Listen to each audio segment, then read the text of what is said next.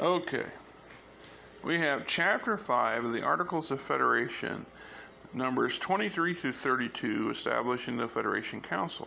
The Federation Council shall consist of 11 members, 5 of which are permanent members, and the rest being non-permanent members, sitting on the council for a period of 3 years. Each council member shall have 1 vote. The permanent members will consist of 1 representative from each of the original founding members. The remainder are to be elected by the Assembly.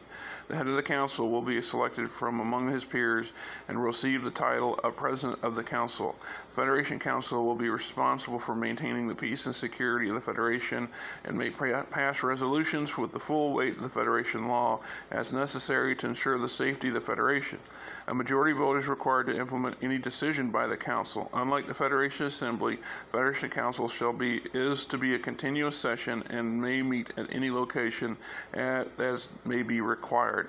Like the Assembly, the Council can, by majority vote, establish other organizations or governmental bodies as need arises. That last piece is a bit of a conundrum, because we established that in the articles establishing the Federation Assembly that they have the power to create additional government bureaucracy. So does the Federation Assembly. We look at this basically as a 2-party system with a third wheel. So the Federation, the president of the Federation, comes from being the chosen head of the Federation Council. So technically speaking, it's the Federation Council and its elected head, and the Federation Assembly. That's the 2-part government body that is the Federation.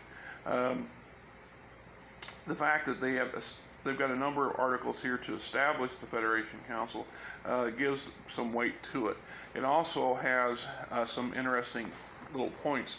One is that based off original canon of the old TV series, there were 5 founding members, including the Alpha Centaurans, which are all intents and purposes human. It's implied in, and I tried already doing it once, I'll do it again. I'll read what they have on the Centaurans in here in another entry. It's assumed that they're transplanted from Earth circa 5th century BC, Mediterranean, pretty much Greece. A lot of their political system and their architecture seems to mimic the Mediterranean system style of construction, as well as the Greece diplomacy, democratic style of doing things.